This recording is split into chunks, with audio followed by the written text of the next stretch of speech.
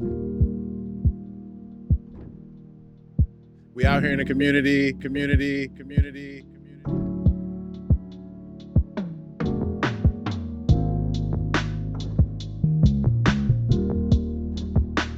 But nevertheless, are those kinds of interpretations continue to enable us as a people, we the people, to continue to evolve the way we interpret those ideals. And we can only do it with civic responsibility if we know where we came from, if we know the stories of our past. And I underlined this, if only we celebrate our differences rather than letting our differences pull us apart, as they did in that great war, the last one that was fought on American soil. And when I use the word great, I mean because it was epic, not because it was wonderful. We don't all have to like each other. We don't have to like each other's stories. In fact, our stories are all different, as I've already said. My visual interpretation of that Juneteenth morning that freed enslaved people in Texas is a childlike hopefulness, because the rest of the story, we know that journey to freedom and liberty and the pursuit of happiness continues to this day for the ancestors of those recently freed enslaved people on that late spring, almost summer morning. Even the fact that it was morning is something I decided, that only good news can come in the morning. Perhaps it was the end of a long day. We do not know. Or maybe we do, and I just don't remember reading it in the history book. When we honor each other's stories, when we truly listen to stories that are different from our own, it is a kind of out of distribution sensory stimulation, like a dream. It is a disruption. And now our brain is instinctively set upon a course of inquiry and curiosity. As it becomes more plastic in order to receive the new information, thereby creating a new version of the narrative that fits the circumstances of the telling and the hearing. For, at the end of the day, creativity is simply a disruption. It is an act of experiencing or thinking something new, maybe an idea or a story or a piece of art or a bridge, if you're an engineer, or a speech. When we listen to each other and take in our different experiences through story, through music, through art, it gives us that neuroplasticity to honor and uphold the unalienable rights to be free, life, liberty, and the pursuit of happiness. Okay, I'm not here to make a political speech. I am here, however, to celebrate a memory so powerful and so strong that it has been celebrated by African American communities across the nation, not just in Texas, since that moment on June 19th, 1865. And that memory, which is so powerful that finally, in 2021, became a federally recognized holiday. I'm here also to talk about how creativity was a driving force in making this new nation when it was new. And that creativity was the catalyst for Abraham Lincoln's words. I'm going to say that one again. That creativity was the catalyst for Abraham Lincoln's words that emancipated 5 generations of enslaved people in the United States, creating a new situation based on upholding the ideals of a document written by dreamers. And just like a dream or a memory, the amalgamation of those ideas and the thoughts and facts and figures and all the data and all the images and the sounds and the smells and all of the stories, they get rolled up together in a little package that you can come to as an individual at any time as you move through this world, creating the stories of your life. Because ultimately, we are all creative people, though by 4th grade, most of you decided that you were not. And yet, your life has taken a certain path because it tells a story of who you believe yourself to be or who you still want to become. I started out wanting to create.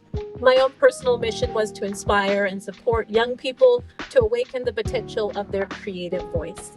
And after a series of what appeared to be random jobs and impactful life tours, I arrived exactly where I wanted to be, inspiring and supporting young people by awakening the potential of their creative voice. Now, the story of those detours, or rather the winding road of my own personal life journey, is really a story for another time if you have like a couple of hours and a glass of Chardonnay.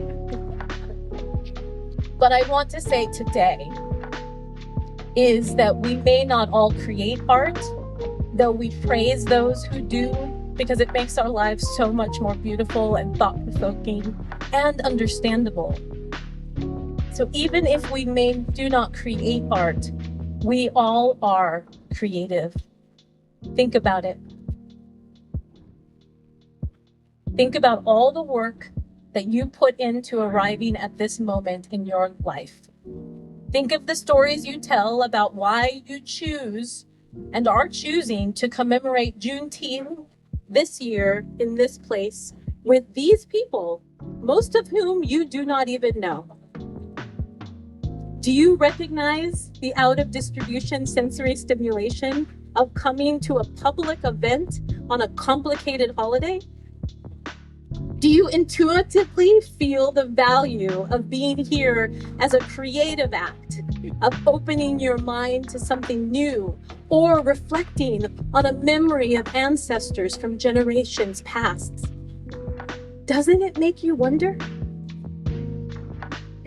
And even if you don't think you're creative, all of those of you who say, no, I like math and science or engineering or technology, even in those disciplines, you are trying to solve a problem for humanity. I mean, we need to get across that body of water, so let's build a bridge, or a rowboat, as one of my twins might say. And for those of you who do call yourselves creative or artists, you are trying to understand humanity.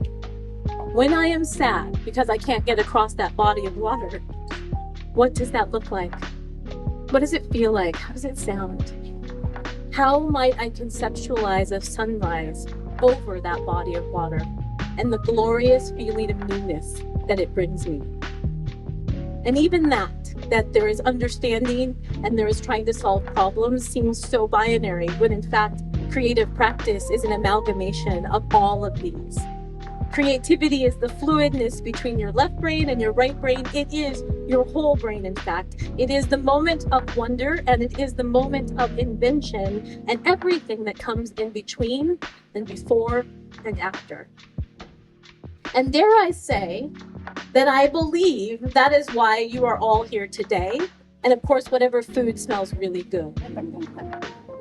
You are looking to understand humanity. And you know the power of civic engagement and hands-on interactive community building and performance and presentation to transform the world. And I share all of this with you today because as a theater artist, the tools of my craft are to use word and movement and sound to share a narrative, to create a memory which is an echo of a story that is already inside of you. So, how will you commemorate this holiday? How will you remember this time that you spent in a regular creative practice of curiosity in community? What story will you tell about Juneteenth and what it means to you? Think about all the images you have in your mind about American history. Think of the knowledge you now hold about Juneteenth, or maybe you've already held it and you're reholding it. Think of all the people you have met along your life journey who have inspired you through the sharing of their story. Put all of that into memory, for it is in fact the past, and this moment right now is the future. So hopefully, our twins will remember the waterfall at the Grand Canyon of Yellowstone and not the hour-long journey that it took to get there. Just as I remember my dad's hand when a geyser erupted right in front of me. And hopefully they will remember the joy and the delight when they first heard me tell the story of Juneteenth, with enslaved people throwing down their farm tools and riding off into the sunset. And hopefully they will be curious to learn more about their ancestors and the struggle that happened along the way from that day until today that led to the resilience and the beauty that is African American culture. And may the echo of this story that resonates inside each of you, whether you are African American or not, be an experience that disrupts your overfitted brain and intricately links in your mind all the beauty of this community, this place, and your experience of the awe and wonder of hearing the story of someone who is not you. Thank you.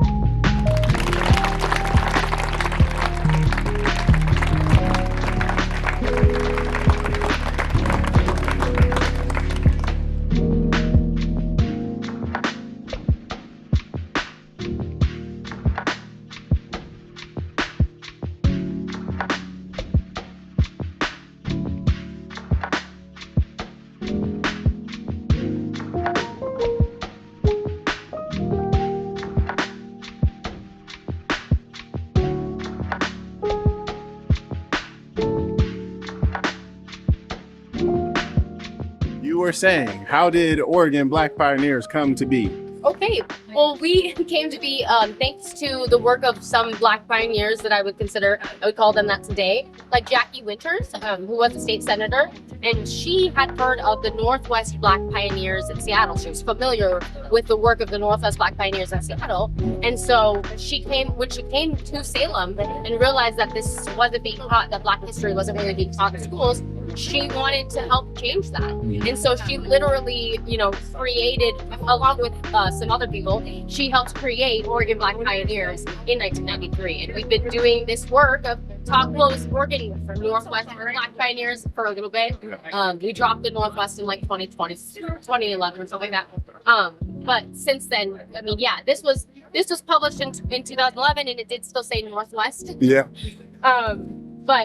And since then we've been doing this work in a variety of ways. As an organization, they were able to publish and write and publish 2 books, entirely volunteer run, and do 4 huge exhibitions with the Oregon Historical Society.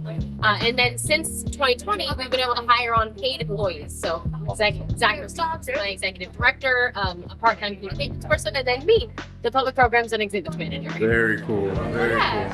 Thank you for sharing. I appreciate it. Keep up the awesome work. Thank you so much.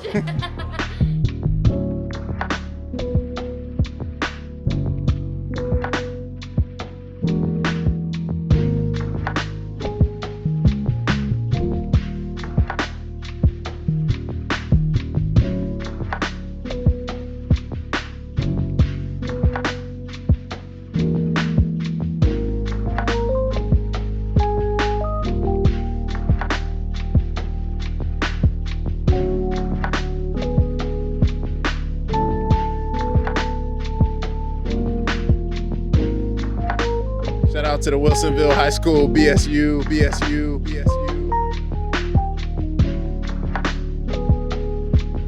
It was a great vibe, just people outside, just families just hanging out. It's a beautiful thing to see. So I'm just so happy to be celebrating Juneteenth like this.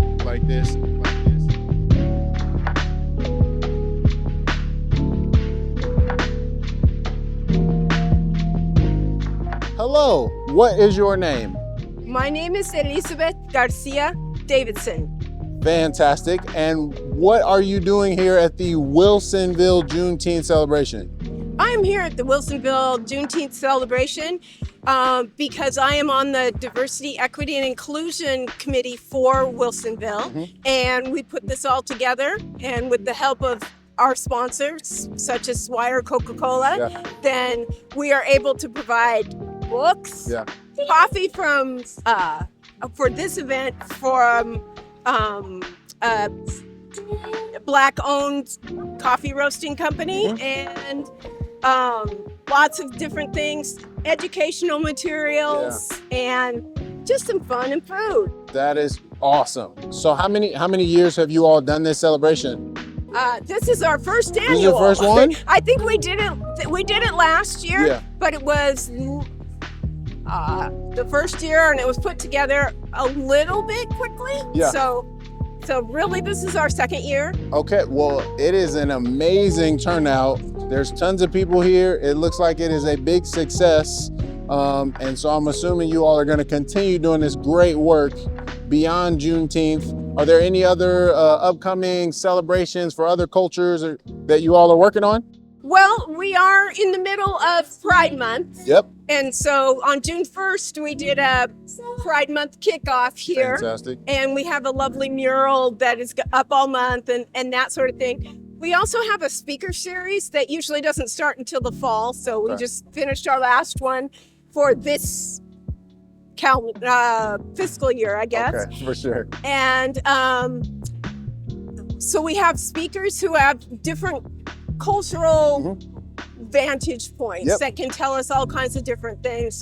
But it's not intended to be so now you don't have to do anything else. Right. It's not, a kickoff it's not about spot. It's not about checking a box. Right. It's Okay. a kickoff spot for a lot of people so that they can get more involved or understand better, or sometimes just to be able to talk to their children. Because for some reason, the kids are getting it a whole lot better than some of the adults. Elders, yeah, for sure.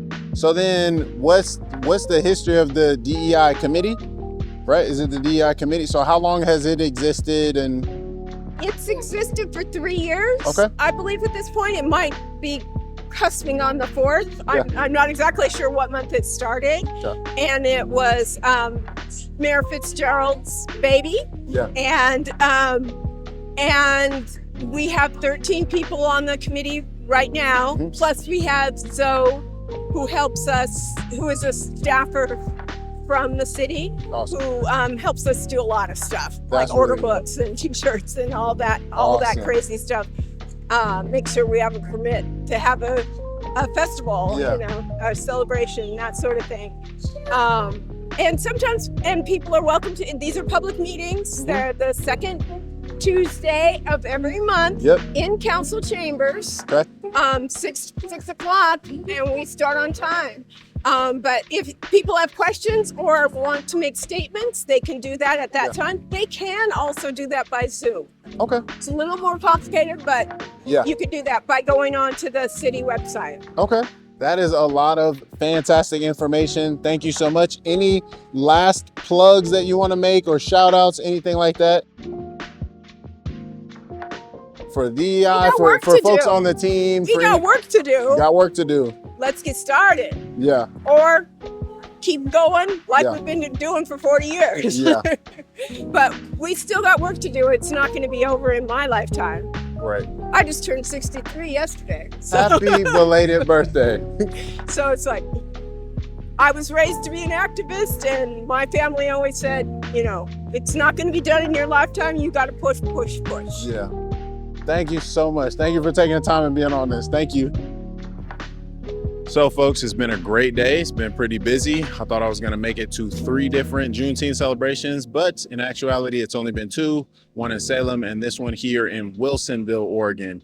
So they had a fantastic Juneteenth celebration. This is their first official one, and they really showed up and showed out. They had a great speaker.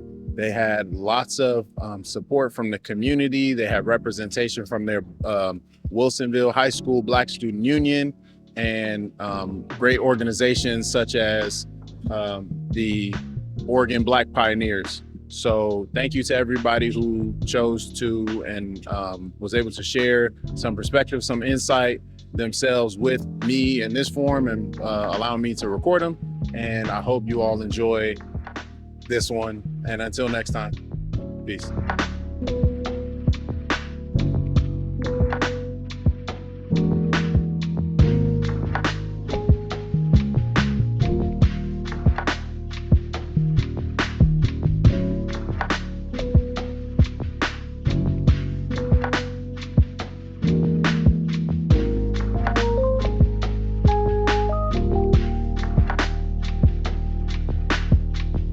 So signing off, xinyafacedotcom. Until next time, peace, peace, peace.